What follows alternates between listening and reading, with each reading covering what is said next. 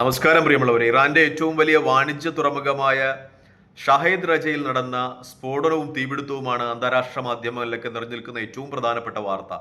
പ്രത്യേകിച്ചും 50 കിലോമീറ്റർ ദൂരം അതിന്റെ പ്രതിധ്വനി, ഈ സ്ഫോടനത്തിന്റെ പ്രതിധ്വനി നിറഞ്ഞു നിന്നു. ഈ 50 കിലോമീറ്ററിനകത്തുള്ള കെട്ടിടങ്ങളിലെ ചില്ലുകൾ തകർന്നു എന്നൊക്കെയുള്ള വാർത്തകൾ പുറത്തു വരികയാണ്. വലിയ സ്ഫോടനമായാണ് ഉണ്ടായത്. 750-ൽ പരം ആളുകൾക്ക് പരിക്കേറ്റു, 18 പേർ മരിച്ചു എന്ന് കേരളത്തിലെ മാധ്യമങ്ങൾ റിപ്പോർട്ട് ചെയ്യുകയാണ്.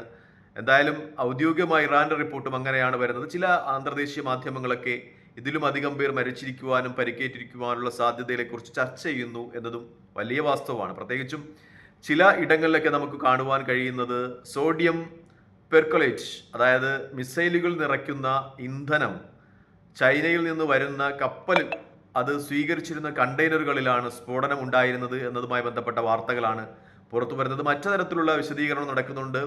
ഇറാൻ ഹൂതികൾക്ക് ഈ മിസൈൽ ഇന്ധനങ്ങൾ സപ്ലൈ ചെയ്യുന്ന സംഭരണശാലകളിലാണ് സ്ഫോടനം നടന്നത് എന്നുമായി ബന്ധപ്പെട്ട വിവരങ്ങളും ഒക്കെ പുറത്തു വരികയാണ്. എന്തായാലും ഇതുമായി ബന്ധപ്പെട്ട് കേരളത്തിലെ ഈ സയനിസ്റ്റ് അനുകൂല യൂട്യൂബർമാരൊക്കെ പറയുന്ന ഒരു കാര്യമുണ്ട്. ഇസ്രായേലിന്റെ മൊസാദിന്റെ ഒരു പ്രവർത്തനമാണ് ഇത് എന്ന രീതിയിൽ കേരളത്തിലെ ചില യൂട്യൂബർമാരൊക്കെ വീരവാദം എടുക്കുന്നുണ്ട്. പ്രത്യേകിച്ചും ഇസ്രായേലിലെ ചില വലതുപക്ഷ പ്രൊഫൈലുകളൊക്കെ ഇത്തരത്തിൽ ആഘോഷം നടത്തുന്നതായി അന്തർദേശീയ മാധ്യമങ്ങളൊക്കെ ചൂണ്ടിക്കാണിക്കുമ്പോഴും ഇസ്രായേലിന്റെ ഭാഗത്ത് നിന്ന് ഇസ്രായേലിന്റെ വിദേശകാര്യ വക്താവ് തന്നെ ഇത് നിഷേധിച്ചു എന്ന വാർത്തയാണ് പുറത്തു വരുന്നത്. ഇസ്രായേൽ പറയുന്നത് ഇറാനിൽ നടന്ന സ്ഫോടനവുമായി ബന്ധപ്പെട്ട് ഇസ്രായേലിന് യാതൊരു പങ്കുമില്ല എന്നാണ്. പക്ഷേ ഇസ്രായേലിന്റെ മൊസാദിന്റെ ഒരു ശക്തി നമുക്കറിയാവുന്നതാണ്. മിക്കപ്പോഴും ഇറാനിൽ കടന്നു ചെന്ന് ഇറാന്റെ 5 ആണവായുധ ശാസ്ത്രകാരന്മാരെ വധിച്ചു കളഞ്ഞ ഒരു പാരമ്പര്യം മൊസാദിനുണ്ട്. മൊസാദിന് അത് ചെയ്യുവാൻ ശക്തമായ സംവിധാനങ്ങളുമുള്ള ഒരു ചാര സംഘടന. പക്ഷെ ഇപ്പോൾ ഇസ്രായേൽ ഇത് ഔദ്യോഗികമായി തന്നെ നിഷേധിക്കുന്നു എന്ന ഒരു വസ്തുതയാണുള്ളത്. മറിച്ച് ഇറാനും ഇസ്രായേലിന്റെ പേരിൽ ഇങ്ങനെ ഒരു ആരോപണം ഉന്നയിക്കുന്നില്ല. ഇറാൻ പറയുന്നത് ഈ സ്ഫോടക വസ്തുക്കൾ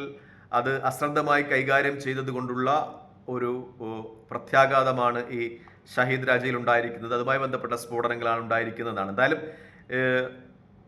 ഇറാന്റെ നേതൃത്വം, ഇറാൻ പ്രസിഡന്റ് ഇതുമായി ബന്ധപ്പെട്ട അന്വേഷണങ്ങൾക്ക് ഉത്തരവിട്ടിട്ടുണ്ട്. ഈ അന്വേഷണത്തിന്റെ റിപ്പോർട്ട് പുറത്തു വന്നാൽ മാത്രമേ ഈ സോഷ്യൽ മീഡിയ ഹാൻഡിലുകളിലെ വീരവാദങ്ങൾക്കും ഈ ഒക്കെ പ്രഖ്യാപനങ്ങൾക്കും ഒക്കെ എന്തെങ്കിലും വസ്തുതയുണ്ടോ എന്നറിയാൻ പറ്റും. ഇപ്പോൾ കിട്ടുന്ന ഏറ്റവും പ്രധാനപ്പെട്ട വാർത്ത അന്തർദേശീയ മാധ്യമങ്ങളിലൊക്കെ റിപ്പോർട്ട് ചെയ്യപ്പെടുന്ന വാർത്ത എന്ന് പറയുന്നത് ഈ കണ്ടെയ്നറിൽ അത് കൈകാര്യം ചെയ്തതിലുണ്ടാകുന്ന അനാസ്ഥയാണ് സ്ഫോടനങ്ങൾക്ക് പിന്നിലും ഈ ആളുകളുടെ ജീവാപായത്തിന് പിന്നിലും അതിന് മൊസാദിന്റെയോ അല്ലെങ്കിൽ ഇസ്രായേലിന്റെയോ പങ്ക് ഇല്ല എന്നാണ്. ഇസ്രായേലും അത്തരത്തിൽ തന്നെ വിശദീകരിച്ചു കഴിഞ്ഞു. തൽക്കാലം ഈ വീഡിയോയുമായി ഇവിടെ വാങ്ങിയാണ്.